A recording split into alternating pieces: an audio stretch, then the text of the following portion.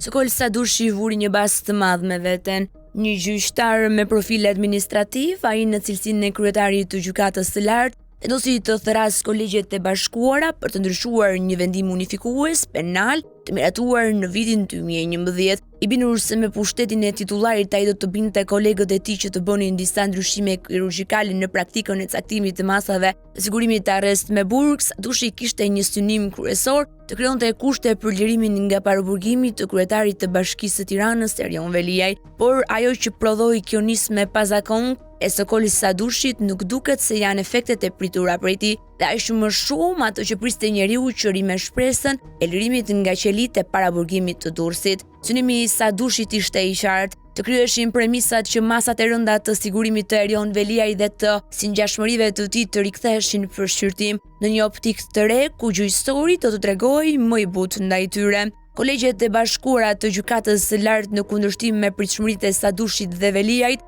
bëjnë disa modifikime, të cilat në thelb nuk ndryshojnë thuajse asgjë. Në 4 maj 2026, e gjithë trupa e gjyqtarëve të lartë vendosën që të orientojnë kolegët e tyre të shkallëve më të ulta që në rastet kur të aplikojnë masën ekstreme të arrestit me burg, të sqarojnë me detaje dhe se përse nuk mund të aplikojnë masat më të lehta të sigurimit. Më parë në një vendim unifikues të 2011-s, kolegjet e bashkuara kishin vendosur që gjyqtarët e shkallës së parë dhe ato të apelit argumentonin në mënyrë shtruese se përse një individ duhet të qëndronte në paraburgim. Pra ndryshimi vetëm për sa mund të quhet i tillë është që tashmë gjyqtarët do të duhet të zgjasin më shumë tekstet e vendimeve të tyre, kur binden që të saktojnë masën e arrestit me burg për personat e dyshuar për vepra të ndryshme penale. Në thelb Erion Veliaj nuk duket se shen një ditë shpese për të liruar herët, jo vetëm kaq, por vendimi i zbardhur i kolegjeve të bashkuara të gjykatës së lartë ka disa elementë, të cilët të dëshmojnë se qëllimi i hapur i Sadushit për të lehtësuar pozitën e kryebashkiakut të Tiranës është refuzuar nga një pjesë e konsiderueshme e kolegëve të tij. Si u përgatit festa për Veliajin? Mesditën e 10 shkurt 2025, Erion Veliaj doli nga zyra e tij shoqëruar nga disa agjentë të byros kombëtare të hetimit. Ironikisht, në të njëjtin moment, një pjesë e televizioneve po transmetonin pamjet e shpërndara me kaseta të gatshme nga zyra e shtypit të bashkisë, të cilën ai shfaqej duke inspektuar punimet në një kopësht të ri në Tiranë. Brenda pak minutave Veliaj u paraqit në drejtorinë e policisë së Tiranës, ku atij u komunikua masa e arrestit me burg miratuar nga gjykata e posaçme. Ai dyshohej nga struktura e posaçme antikorrupsion për kryerjen e korrupsionit në disa raste, pastrim parash dhe fshehje pasurie. Spaku u besonte se Veliaj kishte përfituar qindra mijëra euro duke kanalizuar fondet e bashkisë në një rrjet organizatash jo qeveritare, të kontrolluara drejt për drejt apo indirekt nga bashkëshortja e tij Ajola Xoxa. Në këtë rrjet hetimin janë përfshirë dhe disa biznesmen të rëndësishëm në Tiranë. Nga ai moment Veliaj kalon ditët e tij në qelitë e paraburgimit të Durrësit, ku tashmë pret të nisë gjykimi. Për ditës së parë së jetës së re brenda qelisë, Erion Veliaj, duke përdorur lidhjet politike mediatike të krijuara gjatë 3 mandateve të tij në krye të Bashkisë së Tiranës, nisi një fushat e fortë kundër prokurorëve të çështjes dhe tentative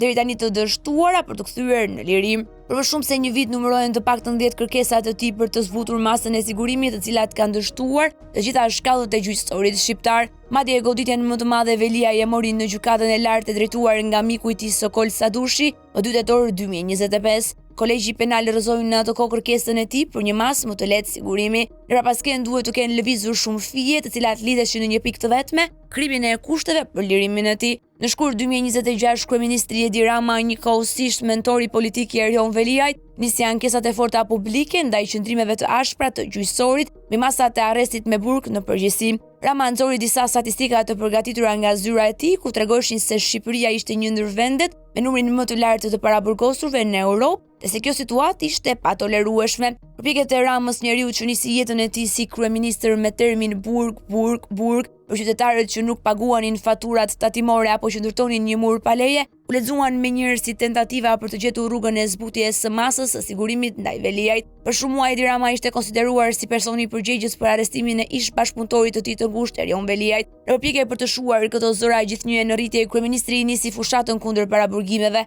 Ka nga ata që besojnë se është pikërisht Rama që ka nxitur Sokol Sadushin për të ndërmarrë iniciativën e ndryshimit të politikës penale mbi masat arrestimit në burg.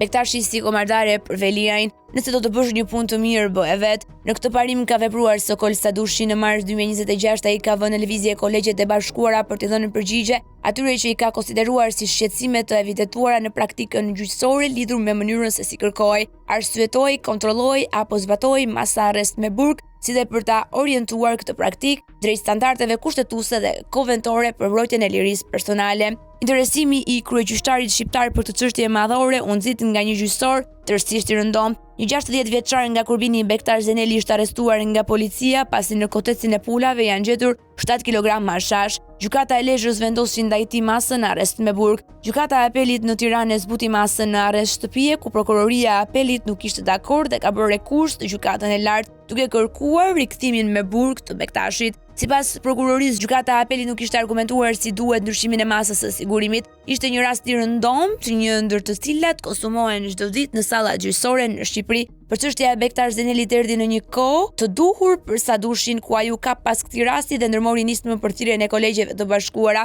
Formalisht, Sadushi kërkoi nga trupat e gjyqtarëve të lartë rishikimin dhe një vendim unifikues në 15 vite më parë në argumentin se praktika ka avancuar dhe ajo duhet modifikuar. Por qëllimi ishte të gjendej ndonjë mekanizëm ekstra ligjor për të siguruar lirinë sa më të shpejtë Erion Veliajt. Në fakt, kjo gjë duket se nuk u arrit. Festa e prishur ku Kolegjet e Bashkuara vendosën realisht modifikimin e vendimit unifikues në 2011. Megjithatë, brenda atij vendimi mund të sigurohet lirimi apo ulja modeste e masës së sigurimit të arrestit me burg. Megjithatë, ai nuk besoi se do ndihmojë shumë kryebashkiakun e arrestuar. Arsyeja gjendet në tekstin e vendimit të ri unifikues, ku gjykata e lartë thotë se masa arrest me burg ka natyrë përjashtimore dhe mund të vendoset vetëm kur masat e tjera janë të përshtatshme.